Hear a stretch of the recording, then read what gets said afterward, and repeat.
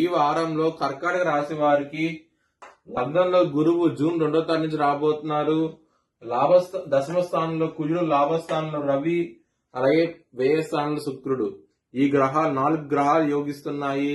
మీరు కనుక నరసింహస్వామి టెంపుల్ కి వెళ్తే మంచి ఫలితాలు ఉంటాయి. బ్రాహ్మణుడికి పెసలు దానం చేయండి. వ్యయ స్థానంలో బుధుడు ఉన్నాడు కాబట్టి పెసలు దానం చేస్తే కనుక మంచి ఫలితాలు ఉంటాయి. బిజినెస్ పరంగా మంచి డెవలప్మెంట్స్ కూడా వస్తాయి. ట్యూస్డే, మంగళవారము, బుధవారము, గురువారం రోజు ముఖ్యమైన పనులు స్టార్ట్ చేస్తే ఖచ్చితంగా విజయం సాధిస్తారు.